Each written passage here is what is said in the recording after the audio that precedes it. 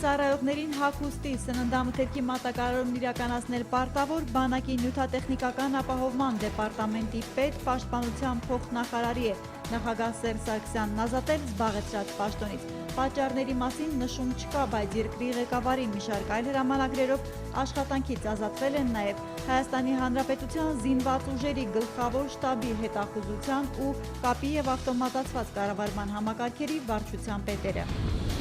Որպես դրական դինամիկա եւ տեղափոխել են անպատասխան մասնագիտության։ Գիշերվա վիրահատությամբ վիճակը կայունացնելուց առավոտյան արհեստական շնչառության ապարատից անջատելով Արմենիա բժշկական կենտրոնից Սուրբ Աստվածամայր են տեղափոխել ավտոբուսի պայթյունից ամենաբարդ վնասվածքներ ստացած երկու անչափահաս տղաներին։ Տրանսպորտում դեպքի պահին եղած Թումո կենտրոնի 3-րդ սան երիտասարդ աղջիկ նոր միայն քերծվածքներ են ստացել, օրվա ընթացքում դուրս է գրվել։ Կազդուրման պրոցեսը գինեկոլոգների հսկողության տակ կազմակերպելու նպատակով Հանրապետականի մանկաբարձական բաժանմունքն էլ ընդունել է հղի տուժածին։ Կինն ի դեպ հետազոտությունների ընթացքում իմացել է տղա է լույս աշխարհ բերելու։ Մեկ այլ հիվանդ վերականգնողական բուժում պետք է ստանա ականջի վնասված թմքաթաղանթի հետ կապված։ Կեսօրին մոտ Հալաբյան փողոցում քրեագիտական ուսումնասիրություններն ավարտվել, վերականգնվել է տրանսպորտի երթևեկությունը։ Չնայած դեպքի վայրում առգրաված փորձանմուշների վրա հիմնավորվել է տրատիլի առկայությունը, տեղում հայտնաբերված բջջային քարտի տիրոջ տանն էլ խուզարկությամբ հայտնաբերվել է նույն պայթուցիկ նյութից նաև դետոնատոր, իրավապահներն ամբողջությամբ հերքել են ահաբեկչության վարկածը։ Ըստ քննչական կոմիտեի մամուլի խոսնակի, պայթյունի ենթադրյալ կասկածյալ համարվող մահացածներից մեկը կենցաղային հողի վրա դժգոհություն է ունեցել ազգականների հետ եւ նախապատրաստվել էր պայթեցման եղանակով վնասել նրանց։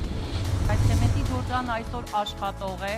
շահույթ հետապնդող է, գտնվում է շատ լավ վիճակում։ Թող սեփականատերը ժամանակին գրագետ կառավարեր բիզնեսը, ինչու պետք է ձեռնարկություն սնանկացրած մարդուն առողջ ճանապարհ են, երկիրը, բյուջեն քիչ խնդիր ունեն, հենց այնպես կես միլիարդ դրամի պարտքներ են։ Զայրացած նման ելույթներով են падգամավորներն արձագանքել Հրազդան ցեմենտին ֆինանսական արտոնություն տվող նախագծին։ Եվ չնայած հանգամանքին, որ գործարանի 935 միլիոն դրամ հարկային պարտավորություններից 510 միլիոնի տուժը ներելու կառավարությունից խորհրդարան ուղարկած առաջարկն ամսվա սկզբին հաղթահարել էր առաջին երկրորդ ընթերցումը, վերջնական քվեարկությամբ այն տապալվել է։ Եթե կառավարությունը գտնի, որ օրինագծի ընդունումը կարևոր է եւ նպատակահարմար, նորից կներկայացնի խորհրդարան, ասել է Ազգային ժողովի տնտեսական հարցերի հանձնաժողովի նախագահը։ Կողմ 53 դեմ 1 ձեռնպահ չկա, որոշումը չի ընդունվել։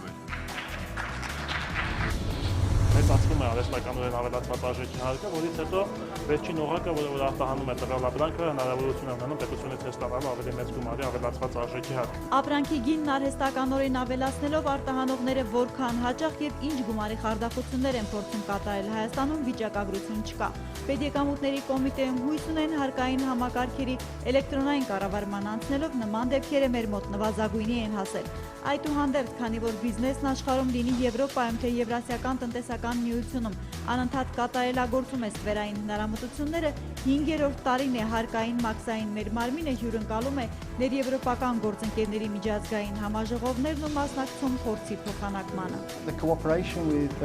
Թեև Հայաստանը գտնվում է Եվրասիական տնտեսական միությունում, սակայն կարծում եմ խարդախությունների պայքարի եվրոպական փորձը հնարավոր է կիրառել նաև Հայաստանում։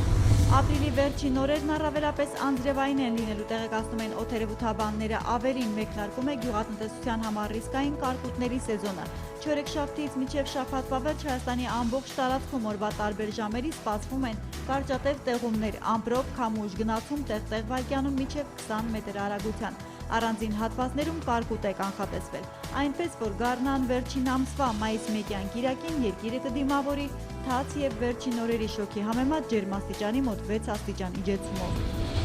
Ապրիլի 26-ին NASDAQ OMX Արմենիայի հարթակում արտարժութային գործարք չի իրականացվել։ Ապրիլի 27-ի համար տարադրամային շուկայում ձևավորված միջին փոխարժեքներն ըստ Կենտրոնական բանկի հետևյալն են։ Թանկարժեք մետաղների համար էլ Արժին բանկն առաջարկում է հիշյալ գնանշումները։